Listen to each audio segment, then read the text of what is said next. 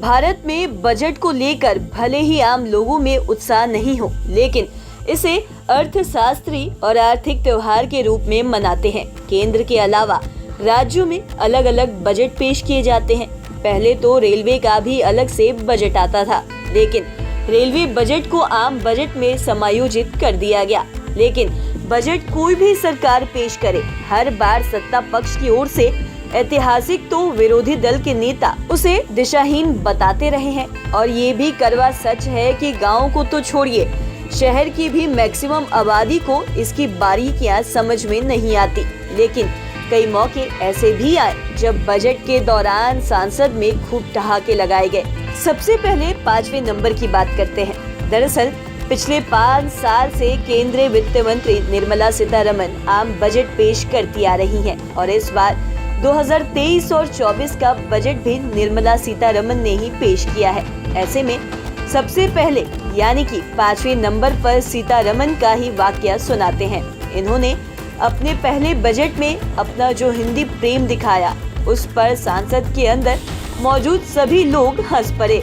वैसे आमतौर पर निर्मला सीतारमण अंग्रेजी में ही अपना भाषण पढ़ती है। वो मानती भी है कि उन्हें हिंदी में भाषण देने में थोड़ी झिझक होती है। उनका हिंदी प्रेम वाला ये वाकया 2019-20 के बजट भाषण का है। दरअसल इन्होंने मंजूर हाशमी का शेर पढ़ा था, लेकिन उन्होंने जिस अंदाज में कहा, यकीन हो तो कोई रास्ता निकलता है, हवा की ओर लेकर भी चिराग जलता है, तो इस पर वहां मौजूद मंत्री व सांसद अपनी हंसी नहीं रोक सके। फिर उन लोगों ने मेज पर थपथपाकर निर्मला सीतारमण को बधाई दी।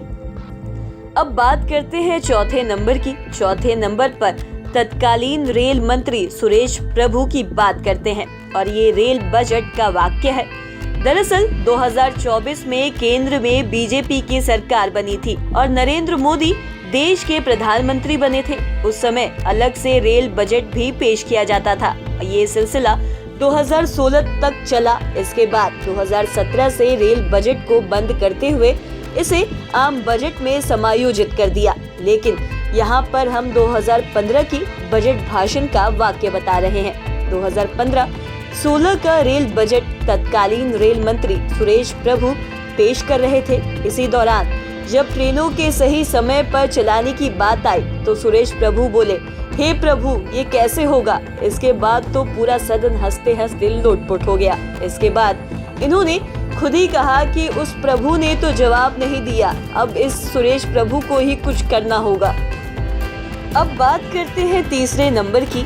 इस नंबर पर प्रणव दा यानी कि पूर्व राष्ट्रपति प्रणब मुखर्जी की बातें। पूर्व राष्ट्रपति प्रणब मुखर्जी अब इस दुनिया में नहीं है, लेकिन उनकी यादें सदा लोगों के जहन में रहेगी। बात उस समय की कर रहे हैं जब प्रणब दा देश के वित्त मंत्री थे, यानी देश में कांग्रेस की सरकार थी और मीडिया रिपोर्ट्स के अनुसार तब उन्होंने प्रेशर कुकर पर टैक्स कम किया था। इसे लेकर प्रणब दा ने बजट भाषण में देश की महिलाओं को संबोधित करते हुए कहा कि अब महिलाओं पर घर के काम का प्रेशर नहीं बनेगा, ये काम अब प्रेशर कुकर करेगा। सदन में मौजूद सभी मंत्री और सांसद हंस पड़े थे इस बात पे। अब बात करते हैं 2रे नंबर की। यह वाकया है 1999 का। तब देश में बीजेपी की सरकार थी और अटल बिहारी वाजपेयी देश के प्रधानमंत्री थे। बीजेपी सरकार में यशवंत सिन्हा वित्त मंत्री के पद पर काबिज थे और यशवंत सिन्हा भी देश के अच्छे अर्थशास्त्री माने जाते थे। बता दें कि यशवंत सिन्हा अब बीजेपी में नहीं है और विरोधियों ने महागठबंधन की ओर से उन्हें राष्ट्रपति उम्मीदवार बनाया था, लेकिन वो नहीं जीत सके। लेकिन हम यहाँ तब की बात कर रहे हैं जब वो केंद्रीय वित्त मंत्री थे। वो 1999-20 का बजट पेश कर रहे थे। इस दौरान उन्होंने बजट में अन्य सेक्टरों के साथ ही फिल्मी सेक्टर में भी काफी रियायत दी। इसके बाद उन्होंने चुटकी भी ली। उन्होंने मजाकिया लहजे में कहा, अब फिल्मी वाले मुझसे ये नहीं पूछेंगे कि हम आपके हैं कौन। दरअसल फिल्म इंडस्ट्री में उस समय मैक्सिमम लोग कांग्रेस के समर्थक थे। इसी पर यशवंत सिन्हा ने मजाक में बीजेपी की ओर से अपनी बातें रख दी थी। अब बात करते हैं पहले नंबर की और पहले नंबर पर है बिहार के लालू यादव। बात हो रही है रेल बजट की, यानी यह उस दौर की बात है जब देश में रेल बजट और आम बजट अलग अलग पेश किए जाते थे। रेल मंत्री की हैसियत से लालू यादव बजट पेश कर रहे थे और प्रधानमंत्री की कुर्सी पर मनमोहन सिंह थे। ये तो सबको पता है कि लालू यादव अपने ठेठ गवैये अंदाज के लिए जाने जाते हैं। उनके बजट पेश करने का तरीका हमेशा मजेदार रहा था और उनके भाषण में शेरो शायरी, तुकबंदी और हास्य परिहास में भरपूर रहता था।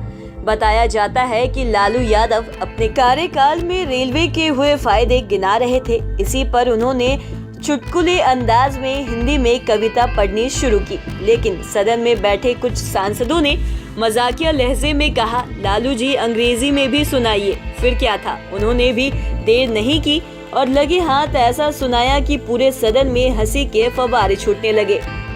लालू यादव ने कहा, I will translate into English, और उसी शायरी को उन्होंने अंग्रेजी में भी सुनाया। लेकिन सबसे ज्यादा ठहाके तब लगे जब लालू यादव ने अंग्रेजी में कहा, मैंने रेलवे के लिए स्वीट फ्रूट ट्री लगाया है जो अब स्वीट स्वीट फल दे रहा है। तो आज के इस वीडियो में इतना ही। अगर आपने अब तक हमारे चैनल को सब्सक्राइब नहीं किया तो तुरंत कर ले। साथ ही हमारे फेसबुक पेज को लाइक करें। वीडियो देखने के लिए आपका धन्यवाद।